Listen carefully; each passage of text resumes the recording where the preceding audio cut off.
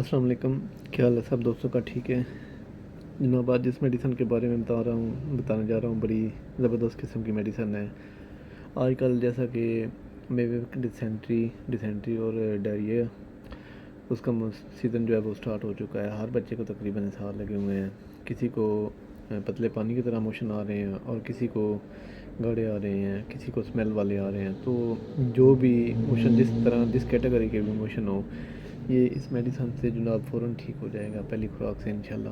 تو کرنا یہ ہے، آپ نے سپروفلاکساسین شربت جو ہے یہ بازار سے لے لینا ہے، اور بایوپلیکس یہ سالٹ لے لینا ہے، اور تیسرے نمبر پر جو میڈیسن ہے وہ ہے بسمول، یہ لے لینی ہے۔ ان تینوں میڈیسن کو پرچیز کر لیں بازار سے۔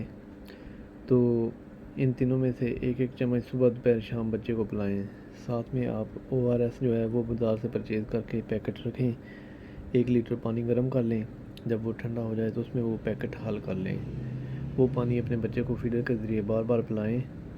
تو باقی یہ میڈیسن بھی دن میں 3 دفعہ پلائیں۔ انشاءاللہ ایک دن میں ایموشنوں کا آرام آ جائے گا۔ جس قسم کا بھی ڈائریا ہو ٹھیک ہو جائے گا، میبے کو یا ڈائریا جو بھی ہو، جس قسم کا پرابلم ہو موشن، وہ ٹھیک ہو جائے گا انشاءاللہ 1-2 دن کے اندر۔ اس سے سلو ٹھیک ہوگا بچہ، ایٹ ونس آپ کا بچہ نہیں ٹھیک ہوگا۔ اس لیے تھوڑا پریشان نہیں ہونا آپ نے، 1-2 دن میڈیسن دے کے چیک کرنا ہے، انشاءاللہ فوراً آرام آئے گا۔ باقی ORS بھی ساتھ پلاتے رہیں، اور ڈائٹ میں جو ہے بچے کو دودھ، بسکٹ، دلیا، کھیر بند اس قسم کی چیزیں جو ہیں وہ اچھی طرح مکس اپ کر کے وہ چمچ سے کھلائیں، اور جو روٹی وغیرہ ہے وہ نہ دیں، بالکل سخت چیزیں نہ دیں۔ ڈائٹ کا خاص خیال رکھیں، اور فیڈر جو ہے بچے کا وہ اچھی طرح صاف کریں۔ جب بھی بچے کو دودھ پلانا ہے تو پہلے گرم پانی سے دھو لیں اچھی طرح فیڈر، پھر دودھ پلائیں۔ اور جو دودھ آپ پہلے پلا رہے ہیں گائے کا، بھینس کا یا ڈبے کا، وہ ایک ہی رکھیں، دودھ کو بار بار چینج نہ کریں۔ اگر بار بار آپ چینج کرتے رہیں گے تو آپ کا بچہ پھر ٹھیک نہیں ہوگا۔